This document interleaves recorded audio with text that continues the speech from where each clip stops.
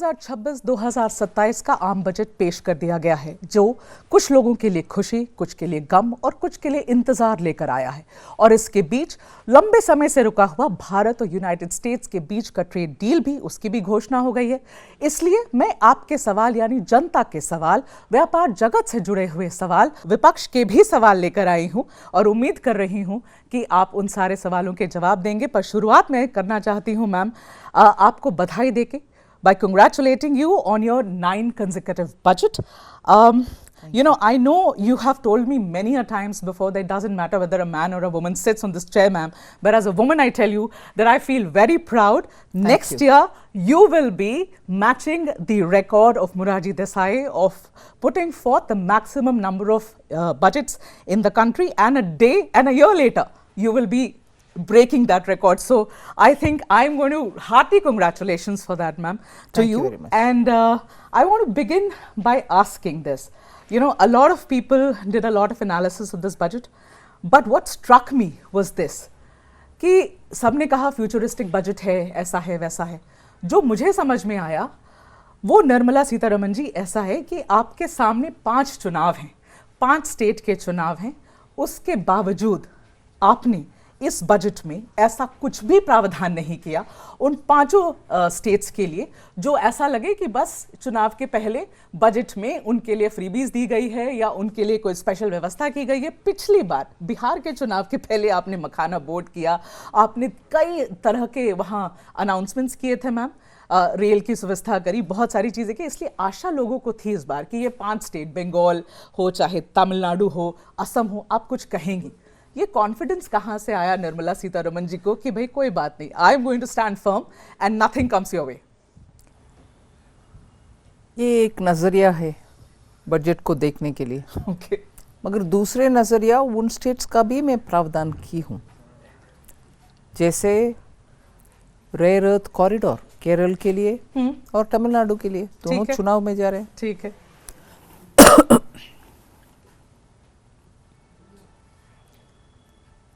Fast track train Chennai जा रही है। ठीक है। और नारियल प्रमोशन बोर्ड दोनों केरल के लिए और तमिलनाडु के लिए। ऐसे ही बंगाल के लिए ईस्ट वेस्ट कॉरिडोर, सो बंगाल से शुरू होकर के सूरत तक जाने वाले कॉरिडोर उधर से ही आ रही है। फिर बंगाल का दूसरा एक और विषय वो वाटरवेज का भी, नेशनल वाटरवेज, उसका भी फायदा बंगाल को मिलेगा। ठीक है। फिर फ्रेट कॉरिडोर भी, सो बंगाल का भी प्रावधान किया है। हाँ, आपके नजरिए से किया है? चुनावी स्टेट्स को भी किया है। क्योंकि पिछली बार आपने मखाना बोर्ड किया, आपने कोल्ड स्टोरेज किया, नई हवाई अड्डे आपने दिए, सड़क पुल बनवाया, इतना सब आपने बिहार के लिए किया। तो और आपने मधुबनी साड़ी पहनी थी तो सब ने बोला कि भाई ये तो बिहार का बजट है। इस बार इन सारे 5 स्टेट्स के आम आदमी के लिए कुछ खास ऐसा नहीं लगा आपकी बजट सुनकर? आपको क्या लगता है? अरे नारियल पालन करने वाला किसान नहीं है, वो आम आदमी नहीं है। और फास्ट ट्रैक ट्रेन में सफ़र करने वाले वो आम जनता नहीं है, आम नागरिक नहीं है। फिर ये रेयर अर्थ कॉरिडोर जो हम बना रहे हैं, और तमिलनाडु का एक और विषय डिफेंस कॉरिडोर भी, अभी रेयर अर्थ कॉरिडोर भी, दोनों मोदी जी के समय ही उनको दिया गया है। और रेयर अर्थ कॉरिडोर में जहाँ रेयर मिनरल्स को एक्सट्रैक्ट करना, उसको एक तरह रिफाइन करना, फिर मैग्नेट जैसे या कुछ पर्टिकुलर चीज़ जो इंडस्ट्री के लिए चाहिए वो बनाना, इस सब में जॉब्स मिलना, ये आम आदमी के लिए नहीं है। क्या? ठीक है। तो मैं आपसे एक और इस पे सवाल पूछना चाहूंगी कि ये जो इलेक्शन बाउंड स्टेट्स हैं, इनके जो बीजेपी नेता सब थे, उनसे कुछ दबाव था निर्मला जी के ऊपर कि कुछ और भी दीजिए, हमें जाना है इलेक्शन में? नहीं, उनसे इलेक्शन बाउंड स्टेट्स हो और दूसरे हो, बीजेपी की यूनिट से केंद्र पार्टी को रिकमेंडेशंस आता है बजट के लिए, हमारे लिए, हमारा इंडस्ट्री, हमारे राज्य में जो इंडस्ट्री है या बिजनेस है, ट्रेड है, उनसे संपर्क करके वो कंपाइल करके बेचते हैं। वो भी हमें मिला है। ठीक है। कुछ एक्स्ट्रा रिक्वेस्ट आई थी? सबसे रिक्वेस्ट आता है, मगर कितना बैलेंस कर पाऊँ उतना मैंने लिया। उतना आपने लिया। हर बार मैम जब ये बजट आती है ना तो आम आदमियों की उनकी एक्सपेक्टेशंस बहुत बढ़ती है, और पिछले बजट में जब आपने सीलिंग बढ़ा दी थी 12 लाख रुपीस तक कर दी थी, तो ये एक्सपेक्टेशन थी कि शायद वो 13 हो जाए, शायद वो 14 लाख हो जाए। अब मैम देखिए, एक्सपेक्टेशन की बात कर रही हूँ, जो लोग सड़क पे बात करते हैं उसकी बात कर रही हूँ, मगर इस बार you have stayed away from that. आपने ऐसा कुछ कोई भी प्रावधान नहीं किया है। पिछले बार आपने रियायत दी इनकम टैक्स में, इस बार ऐसी कोई चीज हुई नहीं। मैं जानना चाहती हूँ कि आपका क्या जवाब है उन आम आदमियों को जिनकी ये एक्सपेक्टेशन निर्मला सीतारमण जी से थी। मैं छोटा सा विषय याद दिलाना चाहती हूँ। पिछले बार जब हम एकदम 12 तक पहुंचे जी, इनकम टैक्स छूट 7.7 लाख करोड़ का था जी। उसको कई लोग बोल रहे थे 8 तक होगा एग्जेम्पशन। 7.76 लाख करोड़ से बढ़ करके 9 तक जाएगा जी। हम एक ही झटके में 12 ले गए। हाँ। वो अनाउंसमेंट जब हुआ उसका फाइलिंग इस साल से ही होगा जी, है ना। पूरे 12 महीने के इनकम के ऊपर जो रिटर्न भरवाओगे वो इस साल में होगा जी। उससे मेरा कमाना या टैक्स फोरगॉन करना वो सब इस साल से शुरू। आपके एक्सपेक्टेशन वाजिब हो सकता है मगर उसका फायदा मुझे 1 साल तक भी नहीं मिला। जो छूट दिया मैंने उससे छूट देने के बाद जो कमाना है वो इस साल से शुरू होगा। उससे पहले मैं दूसरी कैसे दूं? और अगर मैं 7.76 लाख करोड़ से लाख रुपीस से जी, हर व्यक्ति का 8 तक किया तो आप बोल सकते हैं 9 तक करे 10 तक करे। एकदम 4 लाख करोड़ 4 लाख इंक्रीमेंट लंबी जंप, एक ही जंप में। फिर मैं कैसे इस साल भी दूं? अगले साल की क्या होगी बात मैम, देखते हैं। ठीक है। अब आप एक बात बताइए मैम, जब आपने ये बजट खड़े होकर पेश किया उस वक्त जो एनालिसिस शुरू हुई, नेक्स्ट डे के पेपर्स में जो रिफ्लेक्ट किए, उन्होंने ये कहा कि Nirmala Sitharaman has played the captain cool, her site is on the shores, लंबी पारी खेल रही हैं, लॉन्ग टर्म रिफॉर्म्स देख रही हैं।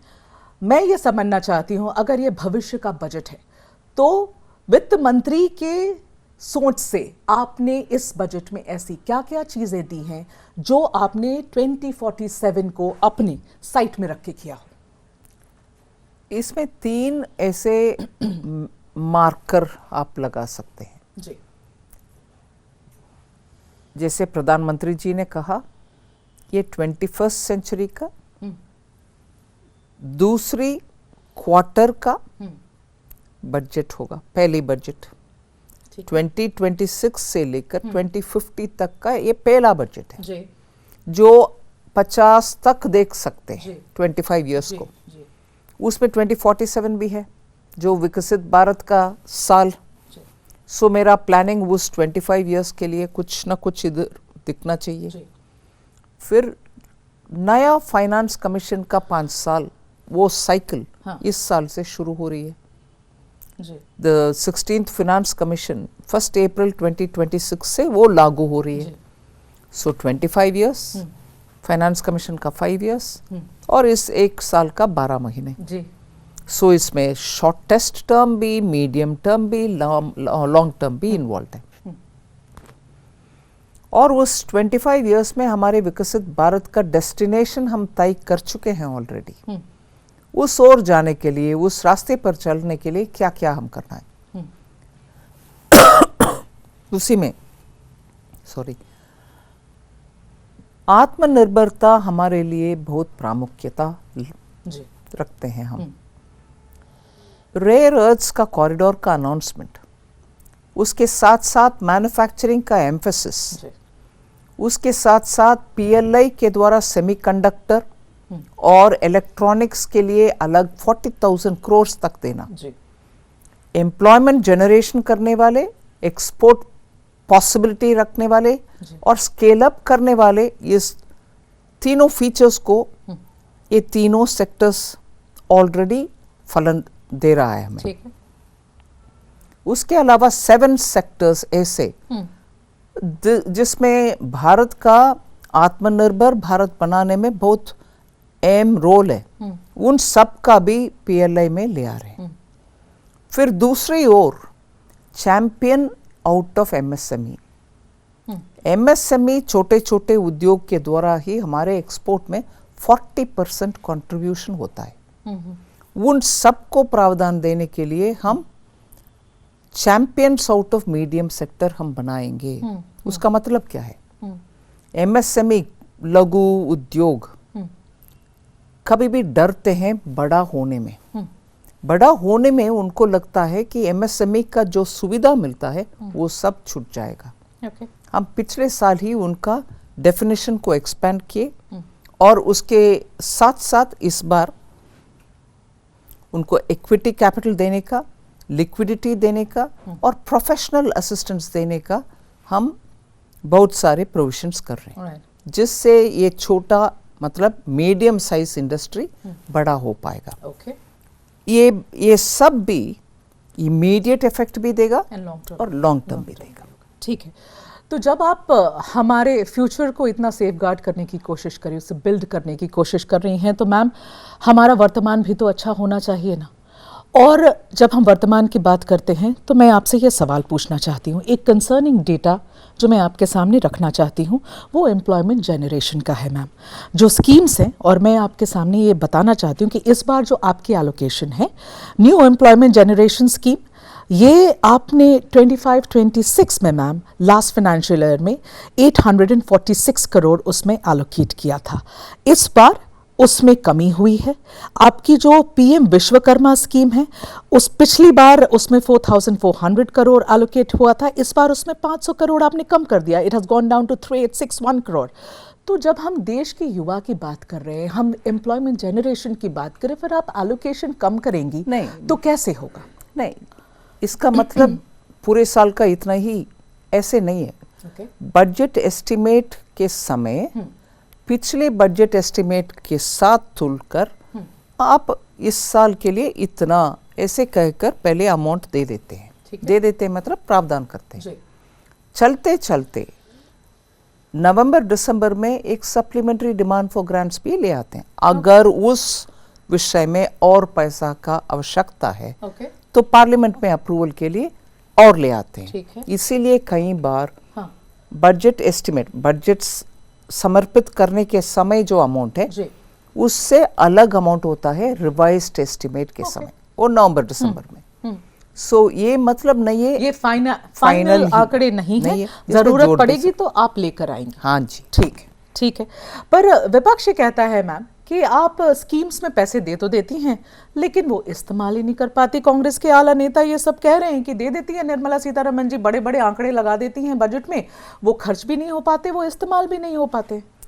वो हर राज्य के क्षमता के ऊपर निर्भर है, वो एक विषय है। दूसरा, एक साल में जैसे मैंने बोला दिसंबर तक वो जितने उपयोग कर रहे हैं उसका यूटिलाइजेशन सर्टिफिकेट हमें मिलना है जी। मिलने के तुरंत बाद अगला हिस्सा हम उनको देते हैं। अगर वो यूटिलाइजेशन सर्टिफिकेट देने में देर लगता है तो हम बिना वो रिसीव किए पैसा तो नहीं दे सकते। सो स्टेट्स ऑल्सो उनके तरफ से पैसा खर्च सही खर्च करवानी एक जिम्मेदारी है जी। दूसरे उसके साथ आप सही खर्च करवाए उसका सर्टिफिकेट भी केंद्र सरकार को समय पर भेजना चाहिए। तब जाकर के हम अमाउंट रिलीज कर सकते हैं। मगर क्या ये यूज हो रही है या नहीं यूज हो रही है? बिल्कुल यूज हो रही है, उसका ऑडिट होता है, आउटकम रिपोर्ट मांगते हैं और सीएजी भी उसमें एक बार उनका लेखा जोखा देखते हैं। ठीक है। सो रिपोर्ट आता है जी। और अगर उसमें डिले भी होते हैं जी, प्रधानमंत्री जी के लेवल पर महीने में एक बार, एक बुधवार प्रगति एक प्रोग्राम चलता है जिसमें वीडियो कॉन्फ्रेंस के द्वारा हर जिला कलेक्टर के साथ बात सीधा प्रधानमंत्री जी करते हैं कि क्या हो रही है, आपके प्रोग्राम सही चल रहे, केंद्र सरकार के स्कीम पहुंच रहे, अगर एक में नहीं पहुंच रहे या कुछ दिक्कत है सीधा पूछते हैं कि इधर से क्या हम करना है, ठीक है, प्रधानमंत्री जी के ऑफिस से क्या करना है ओके, जिससे वो कंप्लीट कर पाए। इतना निगरानी लास्ट माइल तक हाँ। प्रधानमंत्री जी के स्तर पर से ही होता है। मैम विपक्ष तो ये भी कह रहा है कि एलोकेट करती हैं पैसे, पैसे इसलिए नहीं दिए जाते क्योंकि है ही नहीं पैसे। आप इतने डोल्स इधर उधर सारे इलेक्शन बाउंड स्टेट्स में दे देते हैं, पैसे हैं नहीं ट्रेजरी में, और ये स्कीम्स पे स्कीम्स लगाती हैं और पैसे दे नहीं पाती हैं। अब उनका कहना है वो ऐसे दीज आर द थिंग्स, जैसे बिहार की बात वो करते हैं कि आपने 10,000 रुपए दे दिए, अब लोन के नाम पर इतना बड़ा पैसा वहां गया है, इतना बड़ा अमाउंट गया है, तो कहाँ से जा रहा है? हम जितना हमारी रेवेन्यू है फाइनेंस कमीशन के रिकमेंडेशन के अनुसार जितना हर एक स्टेट को देना है जब देना है, ये सब तय करके उसके अनुसार हम देते जाते हैं और पहले से प्लान करते हैं। हमारे एक्सपेक्टेड इनकम रेवेन्यू के बेसिस में इन सभी प्रोजेक्ट को फंडिंग करना, और अलग से अगर कम होता है पैसा मार्केट में पहले ही अनाउंसमेंट करके बोरो भी करते हैं। ठीक है, पैसा ऋण में लेकर के स्टेट्स को बेचते हैं। कोई सेक्टर को सफर नहीं होने दे रही हैं? बिल्कुल नहीं, समय पर मैं मार्केट से पैसा उठा करके भी बेचती हूँ और उसका आंकड़ा पार्लियामेंट में देती हूँ। सो कहीं पैसा का देरी से पहुंच रहा या नहीं पहुंच रहा उसका प्रश्न ही नहीं है। ठीक है, तो वो लाड़की बहन योजना और अलग अलग योजनाओं के बारे में बात कर रहे थे, जो इस बार बिहार में हुआ उनके बारे में बात कर रहे थे, पर आपने चलिए ये जवाब दे दिया। मैं मैडम आपका ध्यान अपने विदेशी निवेश के ऊपर लाना चाहती हूँ और एक आंकड़ा आपके सामने रखना चाहती हूँ, and this is as per the data of the centre monitoring Indian economy, the CMI, और वो एक क्रेडिबल सोर्स है, सरकार भी इस सोर्स को यूज करती है। इनका ये कहना है मैम कि जुलाई 2025 में आपने विदेशी निवेश आप हमारे देश में $6.9 बिलियन का था, जो कि नवंबर आते आते, पिछले साल के नवंबर आते आते $1.1 बिलियन तक आ गया। इतना घट गया, ऑलमोस्ट $5 बिलियन घट गया सर। तो मैम इसकी वजह क्या हुई, ऐसा क्यों हुआ? नहीं, बहुत कारण हो सकता है। एक विषय तो मेरा हमारी स्ट्रेंथ के बारे में बात करना चाहती हूँ। जब इकोनॉमी अच्छा चल रहा है और इन्वेस्टमेंट का रिटर्न ठीक चल रहा है, बहुत सारे उनके अपने प्रॉफिट बुक करते हैं। बुक करने के बाद प्रॉफिट कमा लिया, निकल जाते हैं कहीं और, या तो जाने के बाद वापस भी आ सकते हैं। हमारे नेट इन्वेस्टमेंट मतलब जितना गया बाहर, जितना आया अंदर, इन दोनों को अगर आप कैलकुलेट करोगे, net income FDI investment reserve bank के रिपोर्ट से थोड़ा ऊपर हुआ है। हाँ, प्रॉफिट बुक करके निकल गए लोग, ये भी सच है, मगर net investment gross numbers have gone up a bit. Okay, net FDI, okay, but it's also true कि प्रॉफिट बुक कर रहे हैं मतलब हमारे इकोनॉमी ठीक है, इन्वेस्टमेंट में रिटर्न अच्छा दे रहे हैं, मगर ये भी सच है कि इन्वेस्टमेंट्स करने वाले बड़े फंड्स देखते हैं इकोनॉमी कैसा है, क्या है। इसीलिए चीफ इकोनॉमिक एडवाइजर उनके इकोनॉमिक सर्वे में ये बात किया है कि मैक्रो इकोनॉमिक फंडामेंटल सब भारत का ठीक है, अच्छा है, इसीलिए हमारी ग्रोथ इतना अच्छा हो रही है। हमारी ग्रोथ पे असर नहीं पड़ेगा? नहीं, एक मिनट, हाँ, ग्रोथ तो इतना अच्छा चल रही है, और इसका IMF भी, वर्ल्ड बैंक भी, सभी इस विषय को पुष्टि कर रहे हैं। ठीक है, और रुपी का वैल्यू घट रही है, पर्टिकुलरली अगेंस्ट द डॉलर। जी, इन सभी विषयों को कहते हुए इकोनॉमिक सर्वे में चीफ इकोनॉमिक एडवाइजर ये प्रश्न पूछ रहे हैं, ये बहुत ही बड़ा विडंबना है कि एक इकोनॉमी का फंडामेंटल्स ठीक है, मगर इन्वेस्टमेंट के अमाउंट्स नेचुरली फ्लो जो होना है, हाँ, कहीं रुकावट हो गया हो रही है। हाँ, इसके वजह से इतना फंडामेंटल सही रहने के बावजूद भी आपके रुपी वर्सेस डॉलर में इतना फ्लक्चुएशन और असर। जी, मैं सीधा डायरेक्ट नहीं कर रही हूँ, डायरेक्ट लिंकेज नहीं बोल रही हूँ, मगर आप इसके ऊपर ध्यान दीजिए। परसों के टेलीफोन कॉल, उसके बाद कल और आज का देख लीजिए रूपी का परफॉर्मेंस। Strong हो रहा है।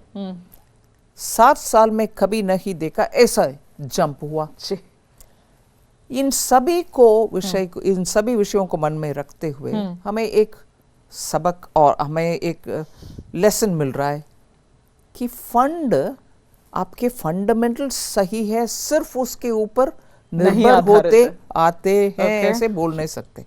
कुछ और स्ट्रैटेजिक कंसिडरेशन भी उनके मन में शायद है। Okay okay, that is how you feel. कुछ और नहीं कारण। कोई और कारण नहीं है। ओके ठीक है। मगर रुपी का आपने बात उठाया तो मैम ये बताइए, अगर आपको लग रहा है मल्टीपल फैक्टर्स है यहाँ पर और कितना रुपी गिरा है, उससे हम everybody has suffered when we travel abroad, मुश्किल हो जाता है स्पेंड करना मैम।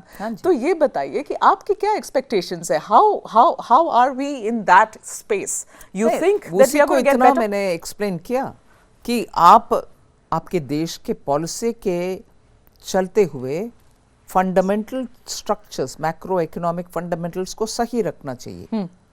हमारे फॉरेन एक्सचेंज रिजर्व इससे पहले कभी इतना नहीं था, उतना हद तक है। इन्फ्लेशन कंट्रोल में है, आपके बैंक्स सॉलिड हेल्थ में है, डिविडेंड्स अच्छा मिल रहा है, तो रुपी स्ट्रॉन्ग कब होगा? इसीलिए जब फंड फ्लो ठीक होता है रुपी भी ठीक होगा। ओके ठीक है। मैं आगे बढ़ रही हूँ।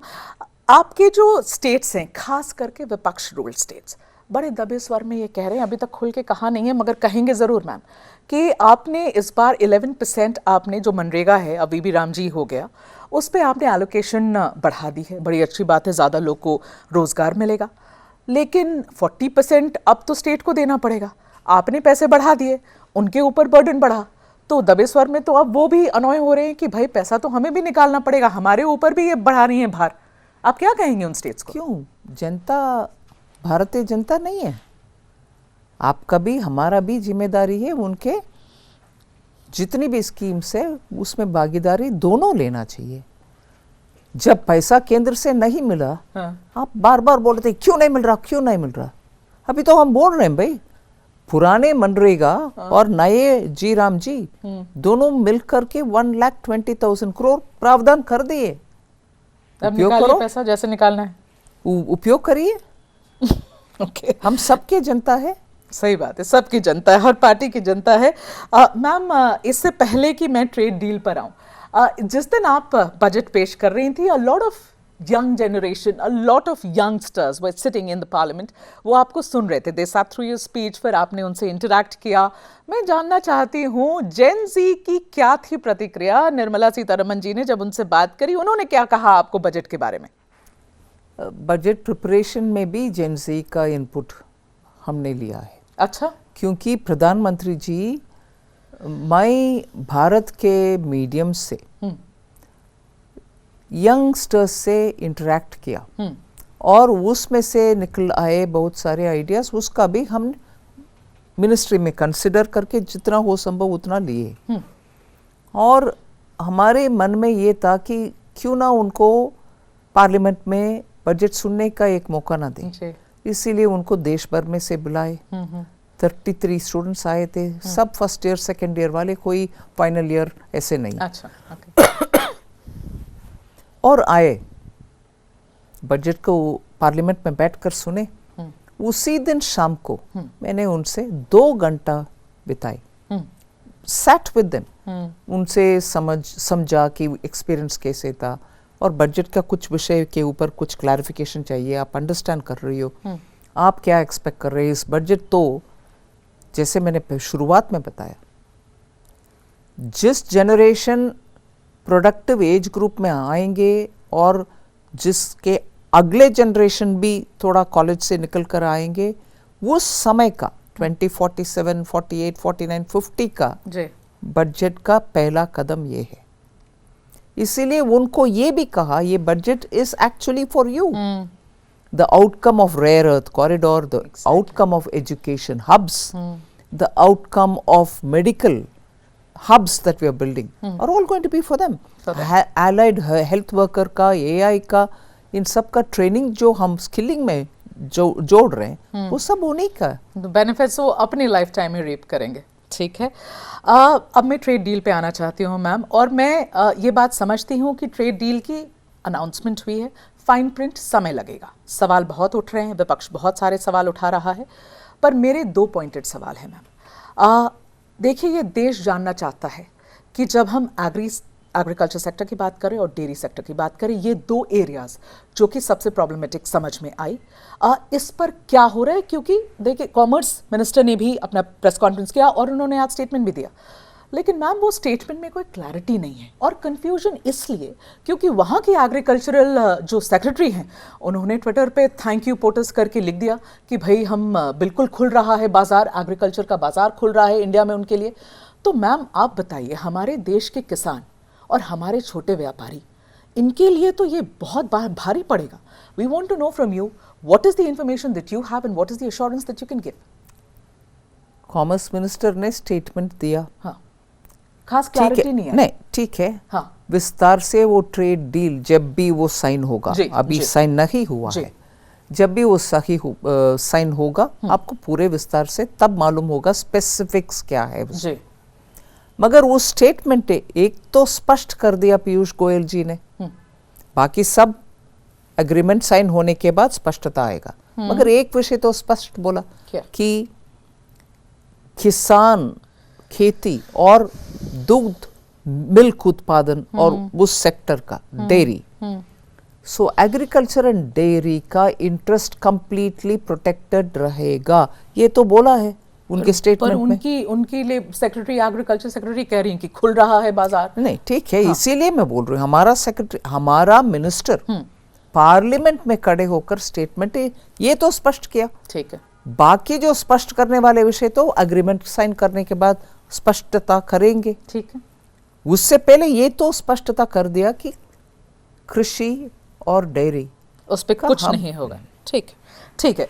ये विषय दूसरा आपका भी होगा मैम, क्योंकि इंपोर्ट ड्यूटी की बात हो रही है और प्रेसिडेंट ट्रंप खुद ही कह रहे हैं अपने स्टेटमेंट में कि 0 कर देगा भारत। 0 अगर ऐसा होता है, पहले तो उनकी स्टेटमेंट्स का भरोसा करना ही थोड़ा मुश्किल होता है मैम, सुबह उठ के कुछ कहते हैं, शाम में कुछ और कहते हैं, लेकिन अगर वो कह रहे हैं कि 0% इंपोर्ट ड्यूटी भारत करने वाला है और हमारे ऊपर, हमारे प्रोडक्ट्स के ऊपर 18% वो लगाएंगे वहां पर, तो ये कौन सा फेयर प्लेइंग या लेवल प्लेइंग फील्ड है हमारे लिए? इसीलिए हाँ। हम इतना इसमें तेजी से जाना नहीं जाना है, क्योंकि 50% तक टैरिफ लगाने वाले अमेरिका जी आज बोल रहे हैं उसको ले आए 18 में जी। वो खबर सिर्फ उतना तक इम्पोर्टेंट है हमारे लिए, क्योंकि वो जो 18 हमें दिया है जी, हमारे कंपटीशन, हम जैसे हमारे तुलनात्मक देश से आप कंपेयर करते हुए ये ही सबसे लोवेस्ट है, ठीक है। This is the best. Malaysia, Singapore, Indonesia, Philippines, Thailand, Laos, Cambodia, ठीक है, बांग्लादेश, इन सब को जोड़ो, हर एक उनका रेट इससे ज्यादा ही है। इसीलिए वो उस हद तक मैं ये बोल सकती हूँ कि it's good that it has come down from 50 to 18. But do you want to really believe that we'll go 0%? I don't know. We'll have to wait. What has been announced, I'm taking it in its face value and I have to respond. But what is in the detail of the agreement will be understood when only the agreement is signed and a statement is given. Ma'am, देखिए, हमारे देश में युवा की population पूरे विश्व में सबसे ज्यादा है।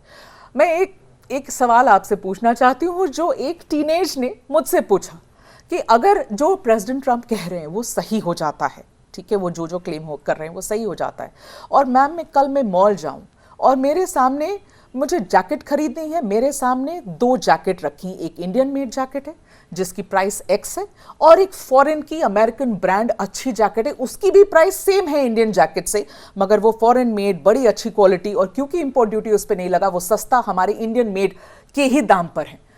वित्त मंत्री जी उस यंगस्टर को क्या सलाह देंगी मैम? हमारे यहाँ बहुत पहले से विदेशी का बहिष्कार, स्वदेशी की एक्सेप्टेंस की बात है, आपकी क्या सलाह होगी उस यंगस्टर को, क्या करना चाहिए? नहीं, अभी आप पिछले महीनों से आप प्रधानमंत्री जी के एक बात को याद रखो कि भारत में क्वालिटी प्रोडक्शंस चाहिए, हर विषय में क्वालिटी होना चाहिए, ये तो प्रधानमंत्री जी हर विषय में बात करने के समय बोलते हैं कि क्वालिटी ले आओ।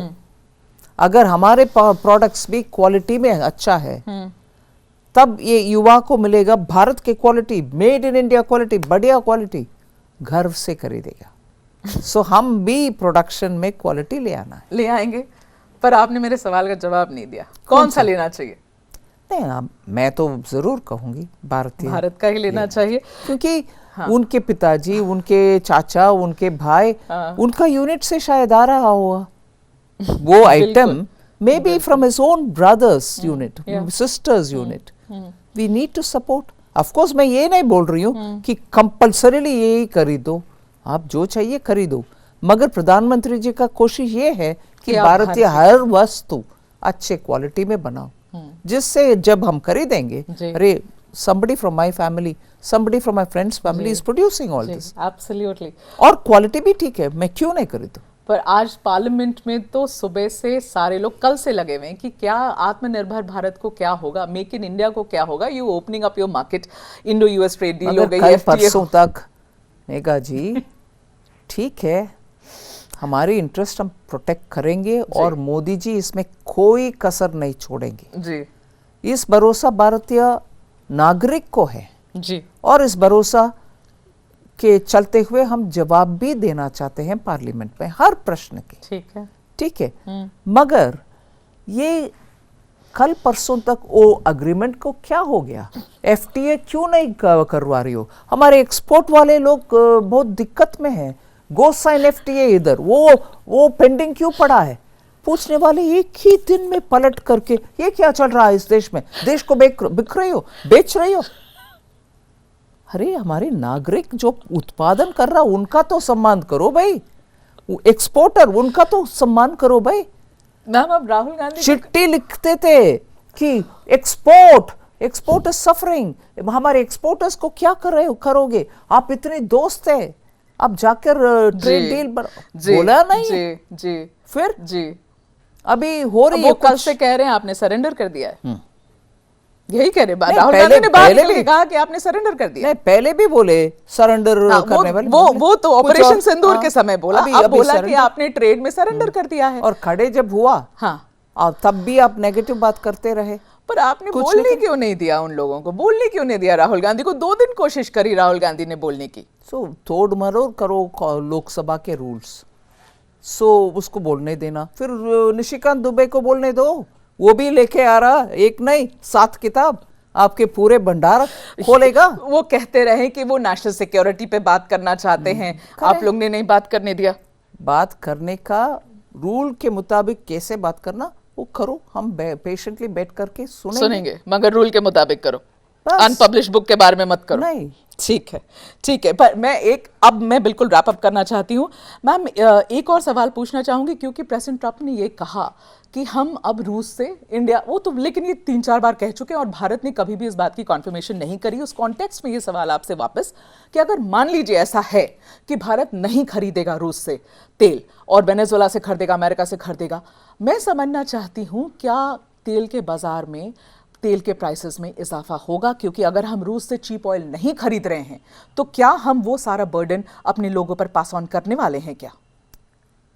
मैं सिर्फ ये याद दिलाना चाह रही हूँ कि प्रधानमंत्री जी इस देश का हित के खिलाफ कोई कुछ नहीं करेंगे। कोई कुछ नहीं करेंगे। मैं इसका सीधा जवाब नहीं दे रही हूँ। आपका प्रश्न जो एकदम सटीक फोकस के साथ कल ये करेंगे नहीं करेंगे, उसमें सटीक जवाब नहीं दे रही हूँ, मगर सिर्फ ये बात बोल रही हूँ, मैं प्रधानमंत्री जी के ऊपर पूरे भरोसा रखूंगी कि देश का हित में वो आगे चलेंगे। चलते चलते मैम, निर्मला सीतारमण जी अपने ही बजट को कितनी मार्क्स देती हैं आउट ऑफ 10? मार्क्स नहीं देती हूँ मैं कभी। दे दीजिए मैम। नहीं। हाँ, ये जनता के हित में बनाए हुए, प्रधानमंत्री जी के गाइडेंस से बनाए हुए, जनता का आवाज सुनकर बनाए हुए एक पवित्र डॉक्यूमेंट है। इसका असेसमेंट करने का मैं नहीं, बिल्कुल भी नहीं, साहस नहीं करूंगी। One small anecdote, I don't know whether you remember, it has stuck with me. तो मुझे लगा आपसे एक बार पूछूं, आपको याद है आप पहली बार मुझे कहाँ मिली थी? Do you remember? It's about 20 years ago.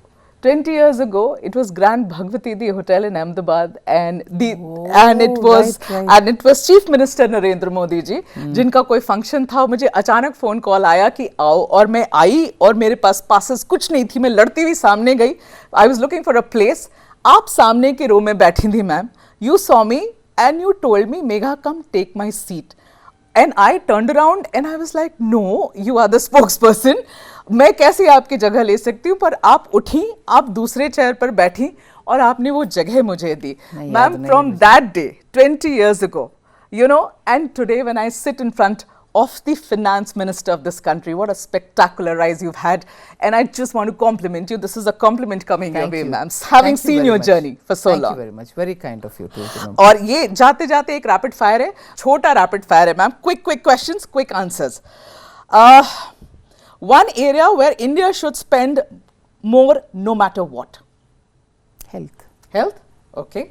One sector you feel needs the strongest support right now? Education. Okay. One habit that can improve India's economy? For all of us, civic sense. Civic sense? Really? Keep our cities clean, villages clean, towns clean, rivers clean, mountains clean. Okay. One change that would instantly help the middle class?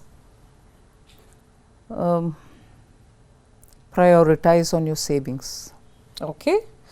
If not politics, what is Nirmala Sitharaman's dream job? Advocate in the court. Okay. Your biggest stress buster? Music. One emoji that you like using? The smiley face. Last movie that you watched? Oh, that's difficult. I watched this Ghibli's Ramayana. Ghibli's Ramayana? The animated version. Okay. The Japanese animation. Okay. The Japanese animation of Ramayana. One tip of FM to the common Indian? Have faith in Prime Minister Modi. Wow. On that note, Nirmala Sitharaman ji, thank you very much. Pleasure talking to you. Thank you. Pleasure, Thank you.